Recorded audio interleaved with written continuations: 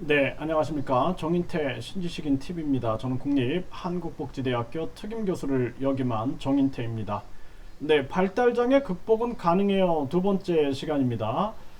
그래서 제가 그 발달장애 아동들의 재활을 정말 뭐 20년이 넘게 그렇게 전개를 하면서 제가 느꼈던 부분들은 이 개별마다 굉장히 다르다라는 생각을 했고, 해법을 잘 찾는 게 굉장히 중요하다라는 거예요.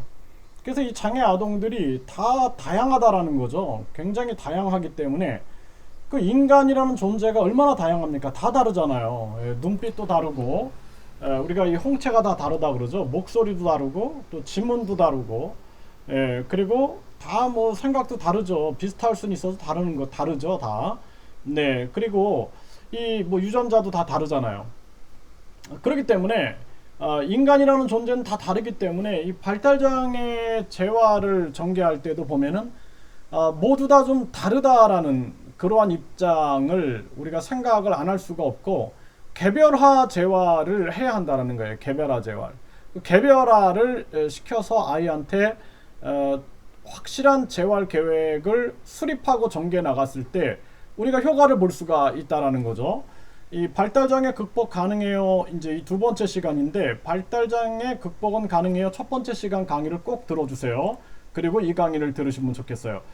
자, 이 아이는 일반적으로 우리가 이 뇌가 있으면 이 손해라는 것이 신체 균형을 잡는 역할을 하는데, 이 아이는 손해가 없이 태어난 겁니다. 그런데 이 아이가 나중에 걷게 되거든요.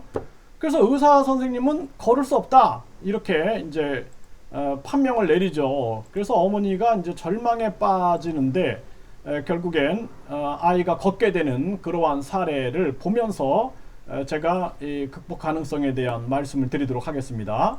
마리네스코 시굴렌 증후군으로 판정받은 아키는 걷지도 일어서지도 못할 것이라는 게 모두의 예상이었다. 그래서 상당한 충격을 받아서 당시 MRI나 여러 가지 사진을 찍어봤습니다. 그랬더니 손해가 위축되었다고 할까요? 거의 없는 상태였어요.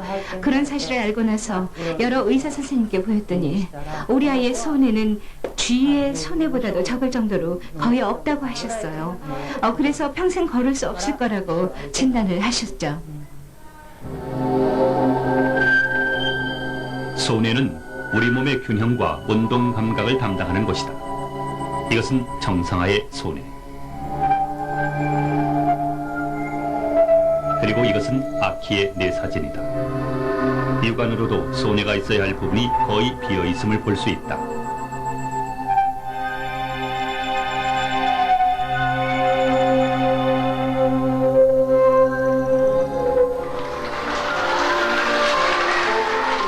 세 살이 넘어서야 겨우 배를 들고 기어 다니기 시작했다는 아키는 8살이 돼서도 변함이 없었다. 기어가는 것조차 힘겨워 보이는 아키가 걸어 다니는 것. 아니, 스스로의 힘으로 일어선다는 것은 도저히 불가능해 보였다.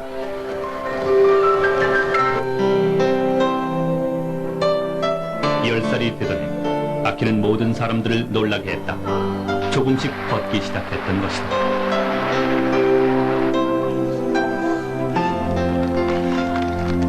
그리고 13살이 되면서 지켜보는 사람들을 더욱 놀라게 했다. 넘어지지 않고 제대로 걷기 시작하는 것이다.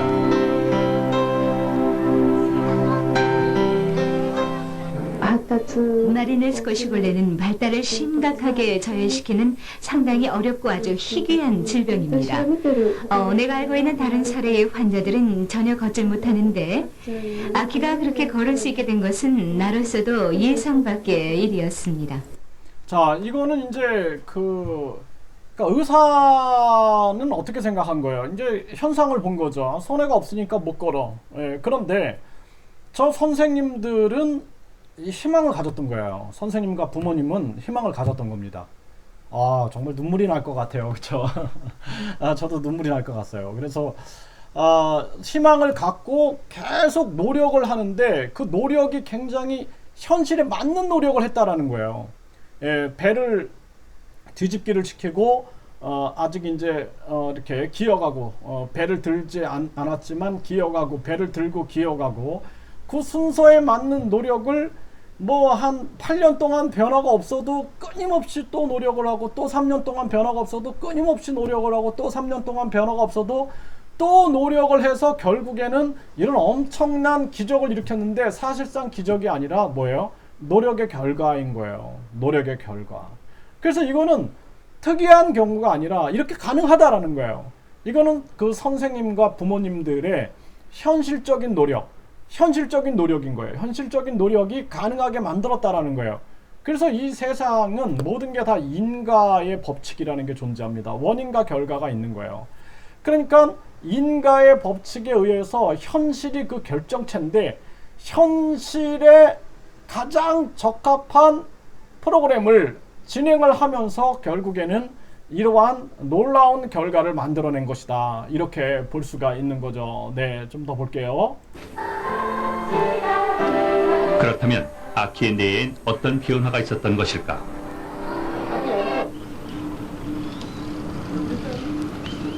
움직이는 사람의 뇌를 관찰하기 위해서는 새로운 장비가 필요했다.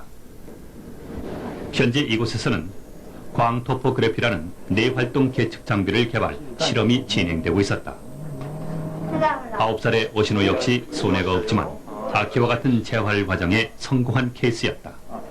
네, 이 친구도 성공한 케이스죠. 그러니까 이제 마르네시코 시글렌 증후군은 걸을 수 없다라는 그 의사들의 말은 이제는 정론이 아닌 거예요. 그쵸? 이게 청동설과 지동설이 바뀌어버리는 순간인 거예요. 걸을 수 있다라는 거예요. 어떻게? 이 재활 과정, 피땀을 흘려야 하는 재활 과정을 통해서 걸을 수 있다라는 그러한 천동설이 지동설로 바뀌는 순간이 된다. 이렇게 볼 수가 있는 것입니다. 오시노의 움직임과 함께 뇌의 활동이 관찰됐다. 실험 결과 오시노의 뇌에선 몸의 균형을 잡는 일이 손해가 아닌 대뇌로 그 역할이 옮겨져 있었다. 그쵸? 일반 아이들은 여기서 손해가에서 활동하는데 이 아이는 대뇌 쪽으로 옮겨져 버린 거죠. 그쵸? 왜냐하면 여기에 우리가 감각 피질과 운동 피질이 존재하고 있는 거예요. 그래서 우리가 움직일 때 우리가 뭐 내가 손을 움직여야 돼, 내가 뭐 허리를 돌려야 돼, 이럴 때 운동 피질이 있고 내가 온몸의 피부로부터 오는 이 자극이 이쪽으로 이동하기 때문에 여기서 이 아이가 기어가고 서고 그때 느끼는 어떤 감각 또는 그때 느끼는 균형 감각 또는 뭐 전정 감각, 이러한 감각들을 끊임없이 느꼈다라는 거예요. 그리고 자기의 신체 위치가 어디에 있는지라는 고유 감각, 이런 것들을 끊임없이 느꼈던 것들이 하나하나 축적되는 거예요. 제가 말씀드렸죠. 인간의 뇌는 모든 정신을 기억하게 되는데 이때 보면은 눈, 귀, 코, 여, 온몸의 피부로 느낀 것도 기억하고 생각한 것도 기억하고 감정도 기억하고 본능적으로 축적된 것들도 기억이 남겨져 있는 것이죠. 그래서 이러한 결과가 나타난 부분을 보고 우리는 이걸 기적이라고 얘기하지만 사실상 이것은 노력의 결과였다. 네, 그래서 우리 사회에서 사회 곳곳에서 이런 것이 일어나요. 가장 중요한 것은 뭐다? 현실적인 노력인 거예요. 현실적인 노력. 현실을 직시하고, 현실은 우리가 원인과 결과, 인과의 결정체다라고 제가 말씀을 드렸잖아요. 그 현실을 직시하면서 한 발자국 한 발자국 나아갔을 때 놀라운 기적 같은 변화는 일어나는데 우리는 그것을 기적이라고 얘기하지만 사실상 기적이 아니라 뭐예요? 그것은 노력의 결과였다. 땀의 결과였다. 우리가 희망만 가지고 있는 것이 아니라 희망과 더불어서 현실적인 노력을 했기 때문에 그것이 가능했다. 이렇게 말씀을 드릴 수가 있게 되는 겁니다.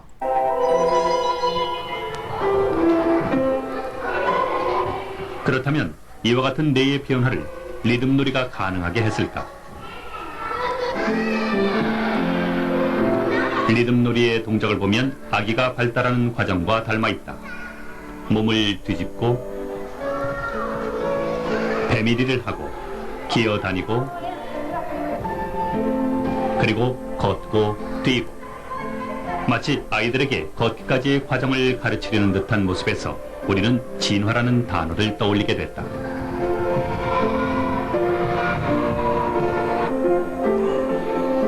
척추를 중심으로 몸을 좌우로 흔드는 동작을 그들은 금붕어 운동이라고 부른다.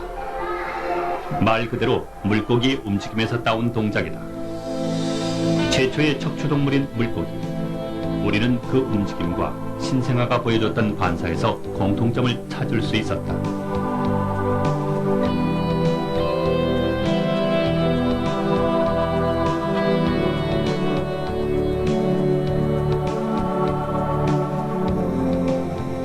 그리고 파충류를 지나 포유류, 영장류가 되기까지 인류가 겪은 진화 과정은 뇌의 진화 과정과 같다.